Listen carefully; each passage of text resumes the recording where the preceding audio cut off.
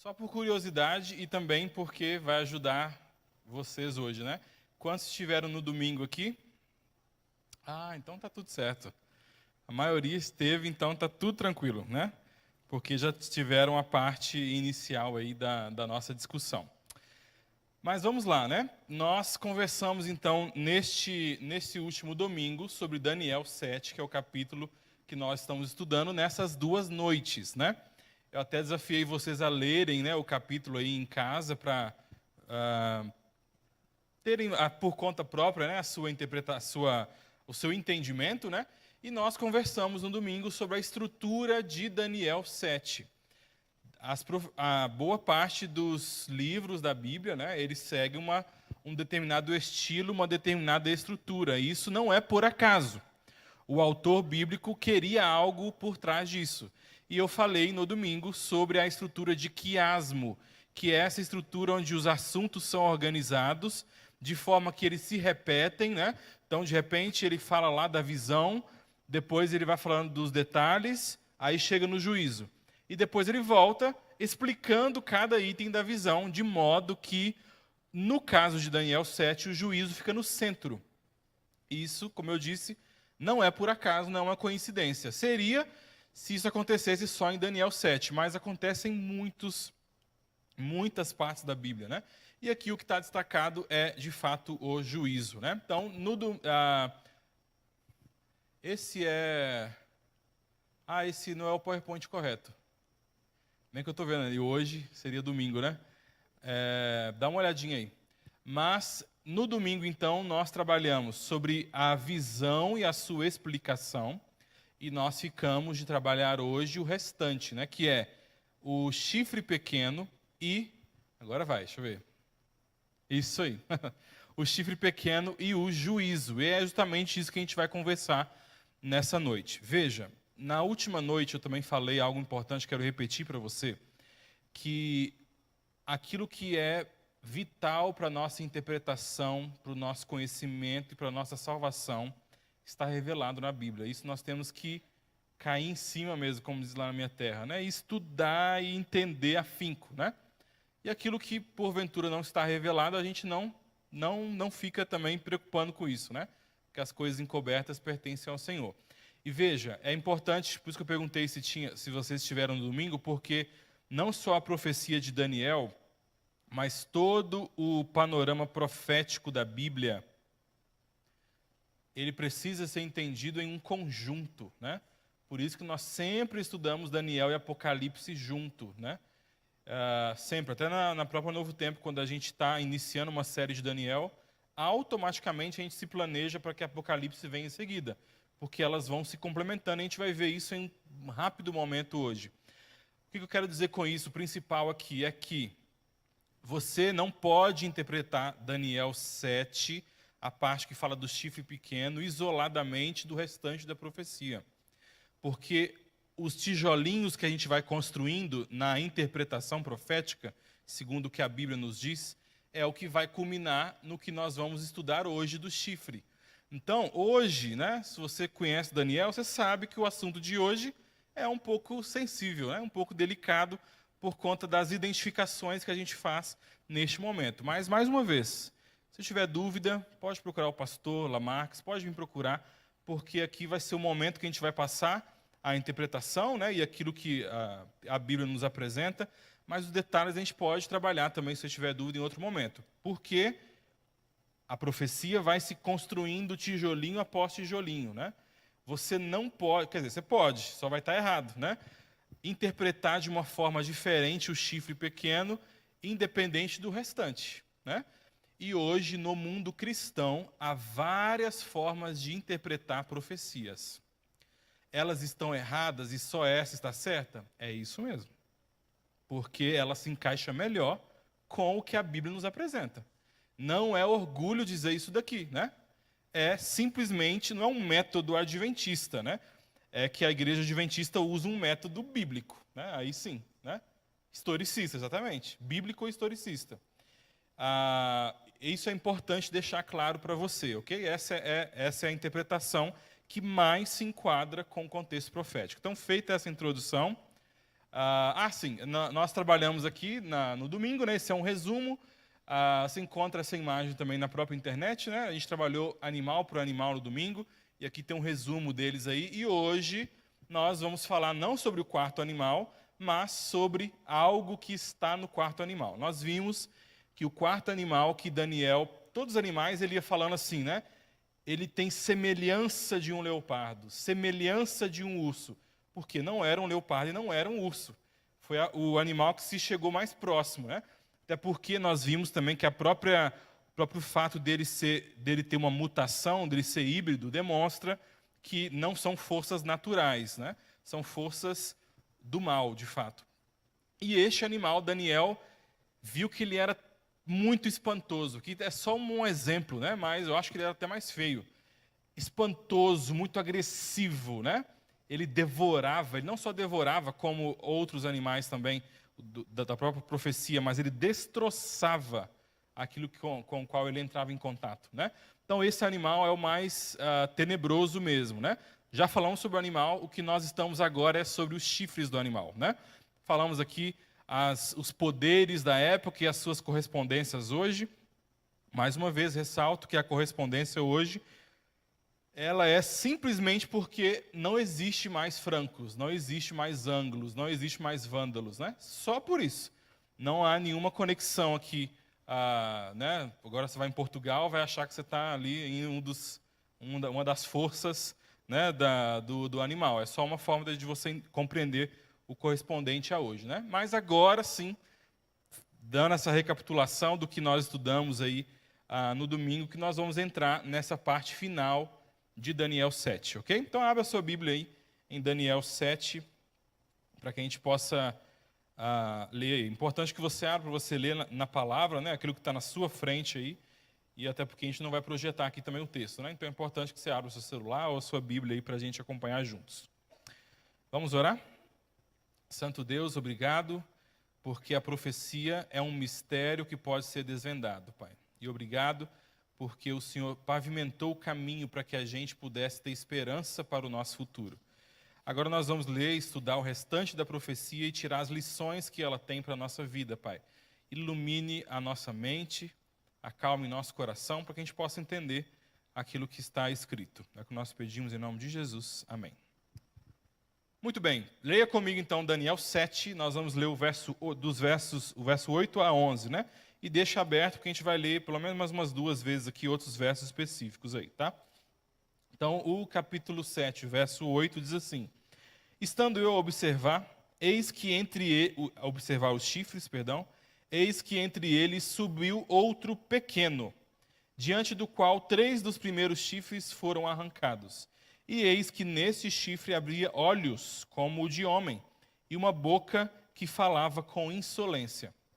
Vai guardando as características, eu vou colocá-las aqui para a gente ir bem didaticamente aí também, tá? Continuei olhando até que foram postos uns tronos, e o ancião de dias, né? O ancião de dias aqui no sentido não, né? Obviamente aqui é o senhorio, né? Uma pessoa mais velha, que aqui faz referência a Deus, o Pai. Se assentou, sua veste era branca como a de neve, e o cabelo da cabeça como a pura lã. O seu trono eram chamas de fogo, suas rodas eram fogo ardente. Um rio de fogo manava e saía diante deles, milhares de milhares o serviam, miríades de miríades estavam diante dele. Assentou-se o tribunal e se abriram os livros. Então nós temos aqui uma cena. Nós temos aqui o animal, na verdade o animal passou, mas falando dos chifres dele, e nós temos uma cena de juízo, né? Fogo, o juiz, ancião de dias ali, né? Eles se assentam, os livros são abertos, uma cena de juízo, que é o que a gente vai ver mais a seguir. Mas olha o verso 11. Então estive olhando por causa da voz das insolentes palavras que o chifre proferia. Estive olhando e vi que o animal foi morto e o seu corpo desfeito, e entregue para ser queimado. Então, nós vemos até o verso 11 aqui, e nós temos algumas características que nós já encontramos nesses versos, né? Então, o chifre pequeno, que é mais um chifre que surge entre os 10, ele arranca 3 porque ele cresce muito, né? Ele cresce e ele arranca 3 chifres. e ele tem um aspecto bastante assustador, tem olhos e boca de homem, e ele falava com arrogância, proferindo insolências, né, ou blasfêmias aqui. Mas vamos continuar, porque essa é a parte onde nós temos o restante da descrição e da interpretação. Vai lendo aí, prestando atenção, mas eu vou colocar aqui também para ficar claro na nossa mente, tá? Então, capítulo 7, verso 19, nós lemos assim. Lembra que a gente finalizou domingo com o verso 18? Os santos do Altíssimo receberão o reino e possuirão para todo sempre? Isso aqui Daniel ouviu, né, do mensageiro, mas ele continua, é o que a gente está agora. Então, tive desejo de conhecer a verdade a respeito do quarto animal. Daniel estava curioso e quis conhecer. Que era diferente de todos os outros, muito terrível, cujos dentes eram de ferro, cujas unhas eram de bronze, que devorava, fazia em pedaços e pisava aos pés o que sobejava. Né? Já falamos disso, a crueldade que este poder teria. E verso 20. E também a respeito dos 10 chifres que tinham na cabeça, e o outro que subiu diante do qual caíram 3, daquele chifre que tinha olhos e uma boca, que falava com insolência, e parecia mais robusto do que os outros, do que os seus companheiros. Então veja, era um chifre pequeno? Sim. Mas o chifre cresceu e se tornou mais robusto que os outros. E este crescimento do chifre foi o que, obviamente, derrubou os 3. É importante você ir guardando esses detalhes, que quando a gente chegar na interpretação, você vai ver a precisão como isso é cumprido. Então é necessário que você tenha essa atenção aí também. Verso 21. Eu olhava, só um outro parênteses, lembra que eu falei da estrutura? Vem falando a profecia, fala do juízo. Agora está repetindo os mesmos símbolos. Né? E ele vai explicar fazendo a repetição do que estava em cima, só que com mais detalhes, deixando o juízo no centro. Né? Isso acontece muito na Bíblia e é proposital. Né? Verso 21. Eu olhava e eis que este chifre fazia guerra contra os santos. Não só fazia guerra, mas prevalecia contra eles. Até que veio o ancião de dias, novamente a figura dele aqui, né? E fez justiça aos santos do Altíssimo. E veio o tempo em que os santos possuíram o reino. Então ele disse, o quarto animal será um quarto reino na terra. Agora a interpretação, né? O qual será diferente de todos os reinos, e devorará toda a terra, e pisará aos pés, e a fará em pedaços. Os 10 chifres correspondem a 10 reis. Olha como que o próprio Daniel já vai dando a interpretação, né? E aí vou abrir outro parênteses aqui. O que nós fazemos ao interpretar a profecia é continuar o que Daniel começou. É por isso que a gente não pode ler o que Daniel recebeu como revelação na interpretação e tudo aquilo que ele não recebeu, mas deixou para nós, aí a gente interpretar de uma forma completamente aleatória. Como eu disse, você pode fazer isso, mas não vai estar certo, porque não é honesto com o texto. Entende? Então, eu acho uma bênção muito grande o fato de Daniel ter perguntado, né? Que bom que ele cutucou o anjo lá para perguntar a interpretação e recebeu a interpretação, né, dessa profecia para que a gente pudesse, com a mesma linha de raciocínio, continuar na interpretação bíblica aqui. Né? Então, vamos lá. Paramos no verso... Sim, o 24, né? Os 10 chifres correspondem a 10 reis, que se levantarão daquele mesmo reino.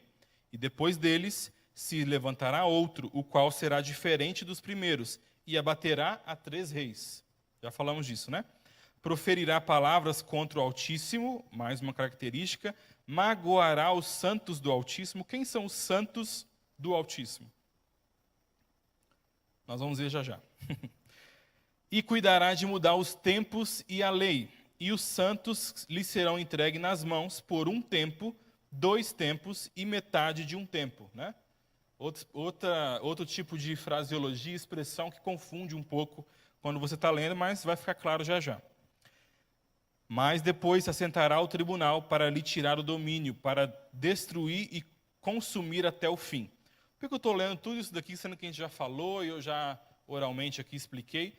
Para que você entenda essa questão do quiasmo, né? Da estrutura que o texto foi escrito para evidenciar o juízo.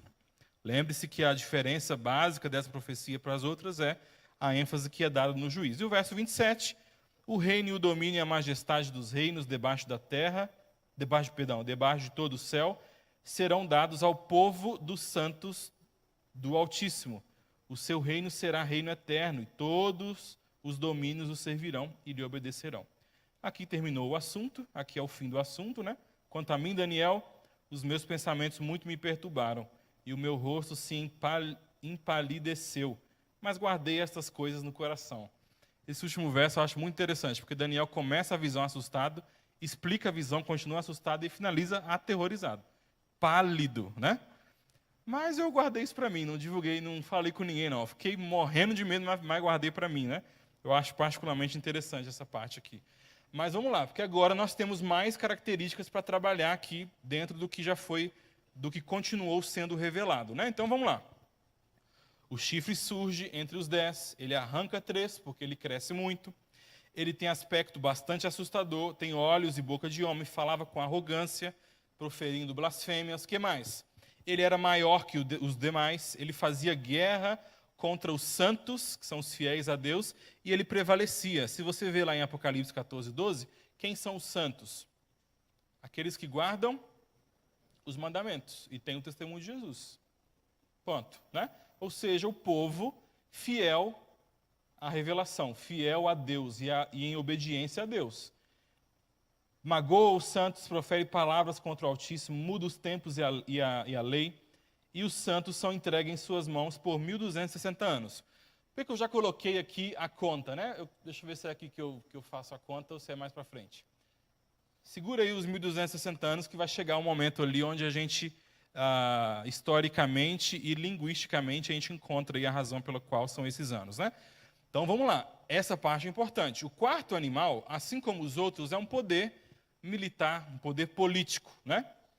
O chifre, ele surge na cabeça do quarto animal. Ele surge do quarto animal. Então eles têm uma origem próxima, né? A mesma origem. Porém, a diferença deste poder para o poder que o animal representava é que este poder não era um poder político, é um poder religioso. Onde está a dica para isso? Está aqui, ó, Daniel 7, 25. Ele proferirá palavras contra o Altíssimo. Isso é relação com Deus, né? Espiritualidade, religião. Magoará os santos do Altíssimo e cuidará de mudar os tempos e mudar a lei. Então, a natureza deste poder é diferente do animal. Eu ouço muita confusão também, falando que o quarto animal e o chifre são a mesma coisa. Eles não são a mesma coisa. Eles têm uma origem em comum, mas eles não são a mesma coisa. E isso vai ficar claro quando a gente olhar este esqueleto que a gente está olhando, encaixando perfeitamente na história, né? E aí está aqui, né, que Roma papal se encaixa perfeitamente na descrição profética. Aí que eu disse que hoje teria um assunto um pouco mais delicado, né, porque aqui nós não estamos para criticar ninguém e nenhuma religião, mas nós estamos aqui para apontar o que historicamente, como Daniel começou a fazer, né, seguindo o mesmo método, historicamente, como que nós encaixamos o esqueleto profético na história. Porque não faz sentido ter a profecia se ela não for aplicada, né? Mas a gente vai trabalhar aqui 8 evidências, pelo menos, por que nós identificamos dessa forma. Primeira, o chifre tem origem no quarto animal. Ou seja, vimos no domingo que o quarto animal é Roma, sai de Roma. Beleza? E veja, historicamente, o papado ele adotou ao longo dos anos, né, ao longo dos tempos, títulos e atribuições associadas aos imperadores romanos. O próprio, deixa eu tentar usar o termo certo, né? O ato, né, de conferir poder foi nessa junção ali, né, do papado com o poder político, né, que impulsionou ali este poder que foi chamar papado depois de um tempo, né? Era o bispo de Roma, como até hoje esse termo é usado também. O chifre pequeno ele surge depois do estabelecimento dos 10. A gente fala que tinha 10 chifres, lembram? E aí fala, surgiu um outro, menor. Cresce e derruba 3, mas ele sai depois dos 10. E a história confirma que o papado surgiu em Roma, né? Justamente, olha que interessante isso, né? Pelo vácuo de poder, pelo espaço de poder deixado pela expulsão de 3 tribos bárbaras. O chifre surge, os 3 chifres que estão em cima ainda existem, e por isso esse chifre é pequeno. Ele toma força e derruba os 3. E olha que interessante, né? O bispo de Roma, ele assume o poder com a ajuda de Justiniano. E agora o bispo, ele é chefe de todas as igrejas, mas ele também tem poderes civis. Só até aqui já encaixa bem, mas vamos continuar com as evidências históricas de como que isso foi se encaixando, né? O chifre, então, esse chifre menor, que se torna robusto, derruba 3 outros. E aqui, no século XVI, depois de Cristo, o imperador de Roma, mais o bispo de Roma, lembra que lá foi conferido poder ao bispo de Roma, ele passou a ter atribuições civis, mas ele não era um manda-chuva total, né? Então aqui o imperador de Roma, mais o bispo, expulsaram os ostrogodos, os vândalos e os visigodos. E após isso, sim, aí o papado consolida o seu poder, porque o último obstáculo que estava na frente era justamente essas 3 tribos, né? 3 povos, digamos assim. Quarta razão, esse poder se torna perseguidor, é o que está escrito lá, né? É o que está escrito. Ele devora, né? Ele persegue, ele profere blasfêmias, né? E isso aqui é histórico, tá? Isso você encontra em documentos não só do lado protestante, mas do lado ortodoxo católico também, né? O papado perseguiu os inimigos políticos e religiosos com a autoridade concedida por Cristo. A autoridade na qual o poder organizacional, né, da Igreja Católica perseguiu foi, segundo eles, obviamente, né, uma autoridade concedida por Cristo, né? E aí tem um dos exemplos, não é o único, porque tem muito exemplo disso, mas um deles são os mártires, né? Quinta razão, esse poder muda os tempos e a lei. E aqui está um ponto que só esse ponto que daria uma pregação inteira. Só baseada na história, sem mexer com Bíblia, tá? Para você ver que não é forçação de barra, mas o papado foi quem mudou o dia de guarda. E com o tempo, a Igreja Católica reconheceu essa mudança, né? Reconheceu essa mudança baseada também na sua autoridade. E eu tenho uma apresentação que eu falo bastante sobre essa mudança do sábado para o domingo. A gente, pelo menos 1h30, você vendo as evidências históricas de todos os concílios e como isso foi sendo trabalhado até que essa mudança fosse feita. E há citações, olha isso, há citações onde diz que, embora o sábado seja o dia correto de guarda, a igreja mudou para o domingo pela sua autoridade, né? Biblicamente, ninguém tem poder para fazer isso. Biblicamente, ninguém tem esse poder, né? Mas isso foi feito de alguma forma, de fato. Esse poder também blasfema contra o Altíssimo. E esse ponto é um ponto delicado também, mas é verdadeiro, porque o papado ele assume prerrogativas divinas, como perdão de pecados, expulsão de indivíduos ou de grupos de pessoas, né, na participação de atividades religiosas. Mas principalmente o primeiro, né, a parte do perdão dos pecados e essa mediação que é feita entre nós e Deus, que biblicamente só pode ser feita por uma pessoa. Quem é? Jesus, né?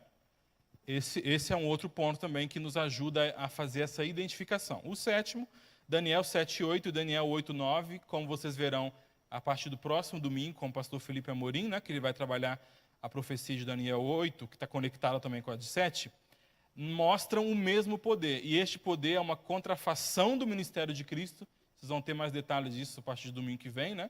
E a perseguição ao povo fiel. É o que marca a parte comum entre essas duas profecias. E o último, a duração da perseguição. E aqui é um ponto interessante da matemática, né? Aqui é outro tema também que a gente poderia ficar um bom tempo falando só sobre isso, né? Mas trouxe um resumo aqui para você, tá? A palavra tempo em aramaico pode ter... Por que eu falei aramaico aqui? Porque Daniel, né, uma boa parte foi escrita em aramaico, né? A Bíblia foi escrita em hebraico, grego e aramaico também. Vamos lá. Então, essa palavra tempo em aramaico pode ter o significado de anos. E a palavra tempus está em uma forma... considera o erro ortográfico ali, mas uma forma dual. As línguas, essas línguas antigas, elas têm, o hebraico tem isso, o árabe também tem isso, uma forma, hoje, vamos lá, em português nós temos singular e plural. Singular é um, plural pode ser dois ou mais. Né, em línguas semíticas e línguas antigas, como o aramaico, hebraico e também o árabe, você tem uma forma para designar dois. Né? É como se tivesse uma palavra para dizer dois tempos, mas é uma palavra só, específica, que está nessa forma verbal chamada dual. Né? E aqui, essa forma, eu até coloquei a palavra em aramaico, que é idan, ela representa duas vezes o tempo. Né? Duas vezes o tempo. Então, um tempo, dois tempos, né? Mas a palavra em hebraico é idan, né? Hebraico não é aramaico. Então, um ano, 2 anos e metade de um ano. 1.200 dias, né? Perdão. Totalizando 1.260 anos. E a gente tem algumas referências proféticas para isso, que seria muito interessante se você olhasse depois, que está em Apocalipse 11, 3, em Apocalipse 13, 5 também. Então, historicamente, esse período compreende, isso aqui é uma exatidão impressionante, né? Porque o ano também, nessa época, era contado de uma forma diferente, né? Depois de um conjunto de anos se adicionava um mês, enfim, como eu disse, é assunto para uma semana inteira, mas o resumo está aqui, né? Então, historicamente, esse período compreende 538 depois de Cristo, quando Roma papal assume o poder, como nós já vimos, até 1798, quando o Papa perde o seu poder, ele é preso, né? Ele é deposto e ele é preso também. Então, vamos lá.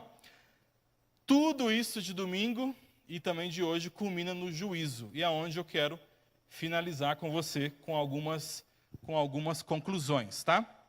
Veja, após o juízo acontece, então, após os 1.260 anos, o ancião de dias, o juiz, o sábio, né?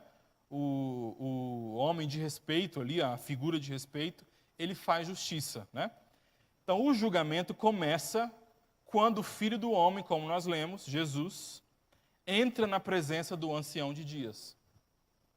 E aí agora, como nós vimos, Daniel 7:10, os livros são abertos e começa o julgamento. Aqui, sim, está uma interpretação onde, digo infelizmente, né, estamos sozinhos, que é a interpretação de que esse juízo é o juízo investigativo.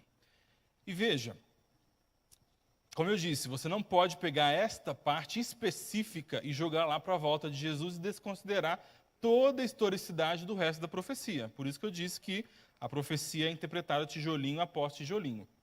Veja bem, quando se assentam ali o ancião de dias e também o filho do homem, né, nesse momento onde os livros são abertos, e a gente poderia estudar bastante sobre a referência desses livros, né, que provavelmente, 99% de certeza, são os livros onde os atos da humanidade estão registrados, começa o julgamento. Mas pensa bem comigo. Veja, aqueles que falam que este momento do juízo só acontece após a vinda de Cristo. Por que isso não faria sentido? Por que esse juízo aqui não pode acontecer após a vinda de Cristo? Porque se há juízo, se há julgamento, é porque precisam ser apresentadas provas, precisam ser apresentados fatos, né, para que a decisão possa ser tomada. O que acontece na volta de Jesus não é juízo, é a aplicação da sentença definida pelo juízo. O que vai acontecer, por isso que a Bíblia fala em alguns momentos, né, que ele virá para nos dar de acordo com as nossas obras, né, para retribuir aquilo que nós fizemos. Então, após a volta de Jesus, o que acontece é a aplicação da sentença, não o julgamento.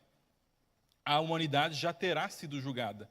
O que começou aqui em 1798 por conta desse juízo que nós chamamos, né, é um termo que a gente usa, poderia ser outro, mas um juízo pré-advento, um juízo investigativo, onde os livros são abertos e agora o juiz e o Filho do Homem, que também é nosso advogado, começam o julgamento. Então, ali começam a ser analisadas as provas, começam a ser analisados os atos, né? Isso é em constante mudança, né? Porque a nossa vida, pelo menos nós que ainda estamos vivos, né?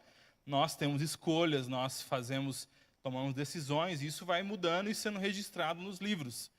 Então, o que está acontecendo hoje é o juízo investigativo. O processo de julgamento investigativo. E quando Jesus voltar, não há tempo mais para julgamento, porque isso já foi feito. Ele vem para a sentença, seja de remissão, seja de condenação, né?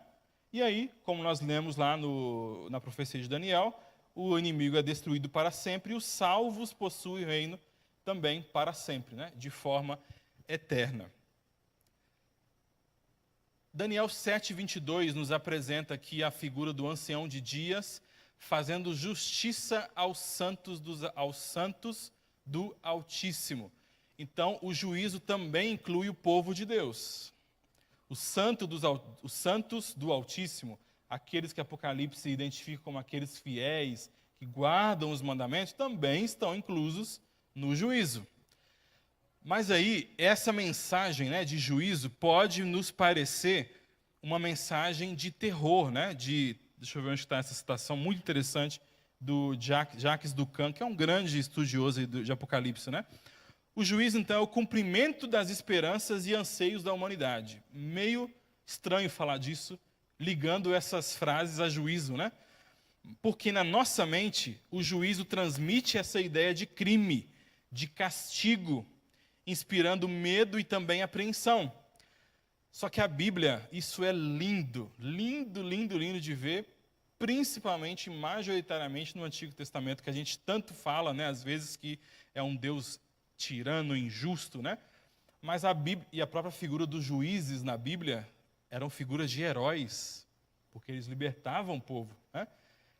A Bíblia, ela vê o juízo do ponto de vista dos oprimidos, das vítimas do sofrimento. E assim, coloca o juízo no contexto de salvação, de vitória sobre o opressor e sobre o mal. O que isso quer dizer? Que a mensagem do juízo é uma mensagem de advertência? Claro que é uma mensagem de advertência. Mas também é uma mensagem de esperança, porque se há juízo, se há julgamento, é porque a gente tem chance. Certo ou não? Se há um julgamento, é porque eu e você temos chance ainda. Se nós fôssemos, eu até coloquei aqui, né, caso contrário, a única coisa que haveria é uma condenação retribuindo com o salário do pecado cada um dos pecadores. Tá, pecados, mas seria pecadores. Qual que é o salário do pecado? A morte. Isso quer dizer que pecou, morreu. Ponto final. Pecou, morreu. Se o juízo fosse carregasse essa ideia tão tenebrosa e de medo, né, porque seria isso, né? A condenação. A parte final, a parte da condenação. Pecou, morreu, acabou. Se há um juízo, é porque há esperança de redenção.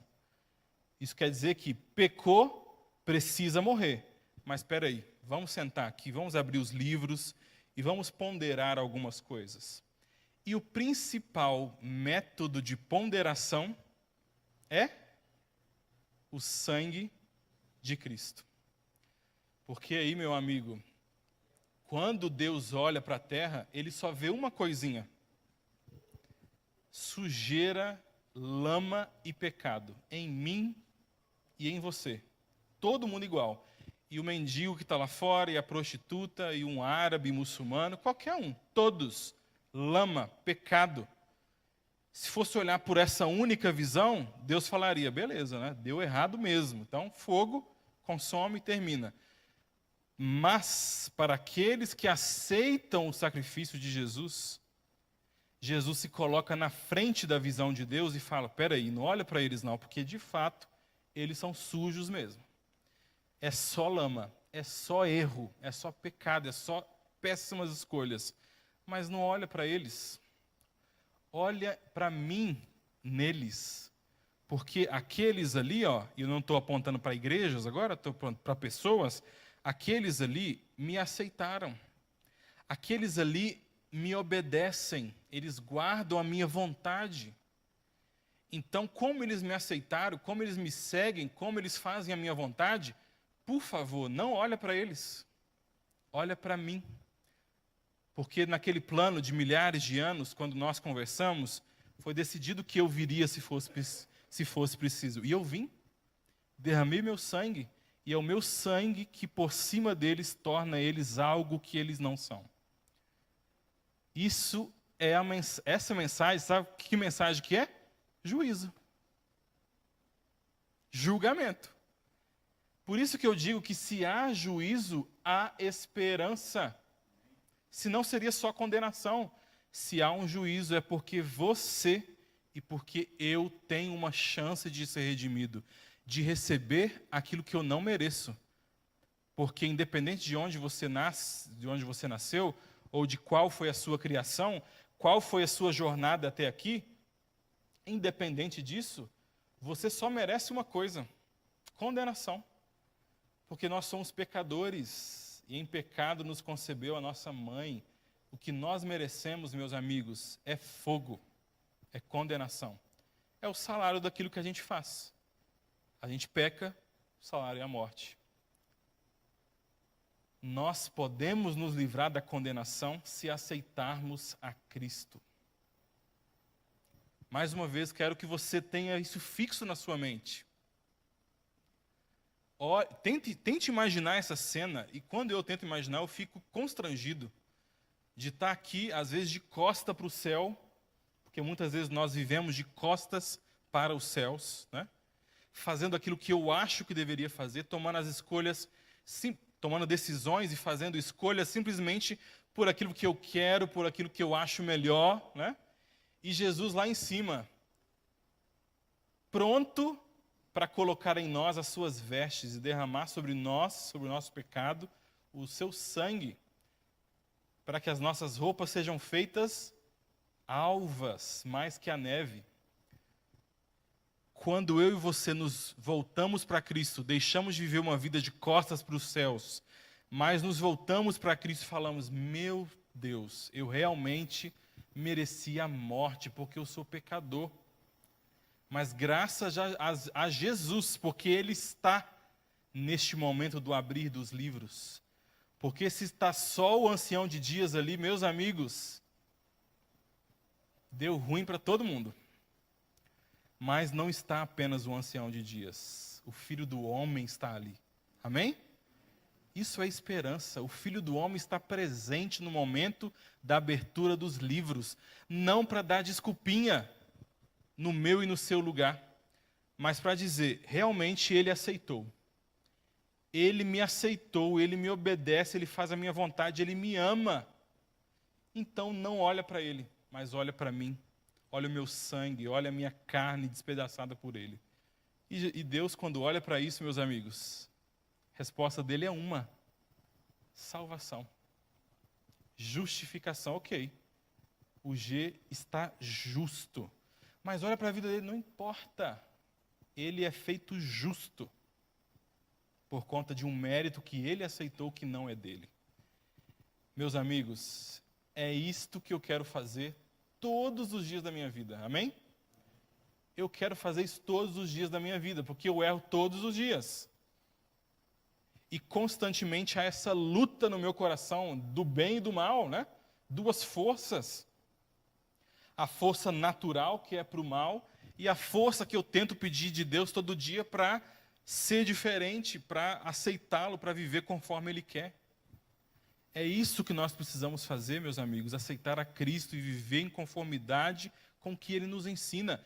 Se fizermos isso, não há nenhuma razão para temer o juízo, porque o juízo só vai mostrar que eu e você fizemos a escolha certa. Quantos aqui gostariam de fazer essa escolha hoje? Será que tem alguém aqui que já fez essa escolha, mas quer renovar essa escolha com Cristo? Dizer: Deus, nossa, como eu sou ruim, mas obrigado, porque o Filho do Homem me torna justo.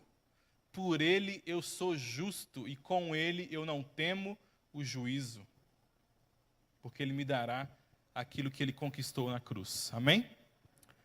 Nós vamos cantar um hino agora, depois faremos a oração final para consagrar a minha vida e consagrar a sua vida no altar de Deus, para que a gente tenha mais poder, mais força, mais disposição para fazer a vontade de Deus. Amém?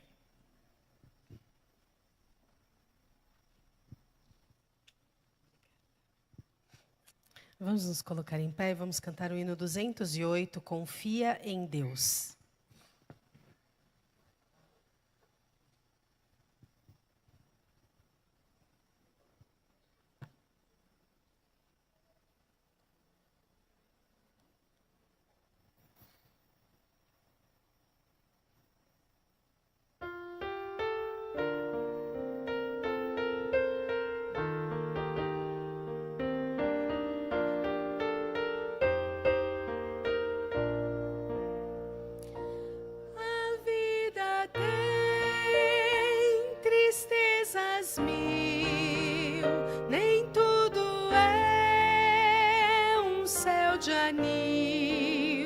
Mas contra a dor que é tão hostil, há um caminho só. Confia em Deus que Ele sempre te ouvirá. Confia em Deus que Ele nunca falhará. Confia em Deus que a escura nuvem passará. Oh, não duvides, mas confia em Deus. Quando teu céu escurecer e enfrentares teu sofrer, se queres forças receber, Só existe um caminho. E qual é o caminho? confia em Deus e Ele sempre te ouvirá. Confia em Deus que Ele nunca falhará. Confia em Deus que a escura nuvem passará. Oh, não duvides, mas confia em Deus. Se tua fé provada for e te esqueceres do Senhor, necessitando um Salvador, há um caminho só. Confia em Deus que Ele sempre te ouvirá. Confia em Deus que Ele nunca falhará. Confia em Deus que a escura nuvem passará. Oh, não duvides, mas confia em Deus. Vamos orar? Senhor, obrigado, Pai, pela mensagem do juízo, Pai. Obrigado porque se há um julgamento é porque nós temos esperança. Obrigado pelo sacrifício divino, Pai, feito por Ti também, Senhor, em enviar o Seu Filho para morrer por nós. Obrigado porque pelo Seu sangue nós podemos ser sarados, Senhor. Nos cure, Pai. Nos cure, nos livre de nós mesmos, Senhor. Faça de nós novas criaturas, nos dê essa oportunidade, Senhor, de sermos justificados, tornados justos, recebemos aquilo que não merecemos pelos méritos do Seu Filho, Senhor. Que a nossa vida contigo, que nossa vida cristã seja uma contínua e constante dependência de Ti. Uma contínua decisão, Pai, de Te servir, de Te obedecer, de fazer a Sua vontade. Porque sabemos que desta forma somos justificados por Ti e somos confirmados, Pai, entre aqueles que farão parte dos santos do Altíssimo. Abençoe cada um que veio aqui nesta noite, que o Senhor possa fortalecer, Senhor, essa mensagem em nosso coração. É o que nós te pedimos e agradecemos, em nome e por amor de Jesus. Amém.